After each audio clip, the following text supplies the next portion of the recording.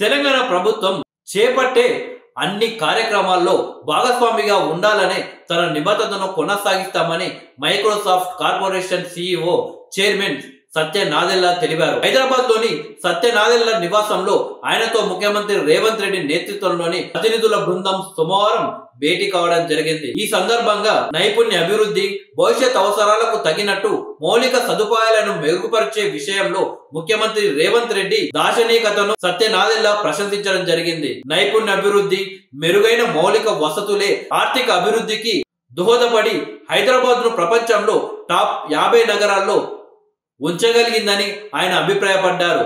హైదరాబాద్ లోని తొలి సాంకేతిక సంస్థలోని మైక్రోసాఫ్ట్ ఒకటని, ప్రస్తుతం 10,000 మందికి ఉపాధి కల్పిస్తుందని సీఎం రేవంత్ రెడ్డి అన్నారు. ఈ సందర్భంగా రాష్ట్రంలో 600 మెగావాట్ల సామర్థ్యం కలిగిన డేటా సెంటర్లను మైక్రోసాఫ్ట్ పెట్టుబడి పెట్టిందని, హైదరాబాద్ తో పాటు తెలంగాణ వ్యాప్తంగా మైక్రోసాఫ్ట్ పెట్టుబడులు పెంచుతూ పోతున్నందుకు సత్య నాదెళ్లకు ముఖ్యమంత్రి కృతజ్ఞతలు తెలిపారు.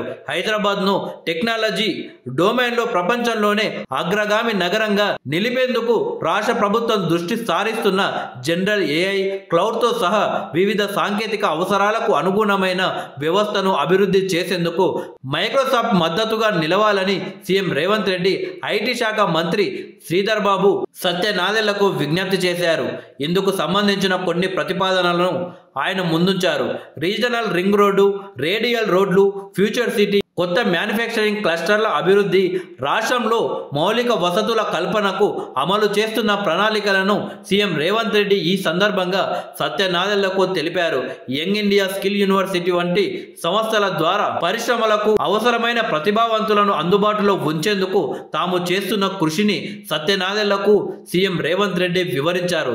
తెలంగాణలో మైక్రోసాఫ్ట్ ఏర్పాటు చేయనున్న 6 డేటా సెంటర్లకు ఇప్పటికే 32,000 కోట్ల పెట్టుబడులు పెట్టింది. ఈ సెంటర్ల ఏర్పాటు పనులు 70% దాకా పూర్తయ్యాయి. ఈ పరిస్థితిలో సత్య నాదెళ్లతో సీఎం రేవంత్ రెడ్డి బృందం భేటీ కావడం హాట్ టాపిక్ గా మారింది.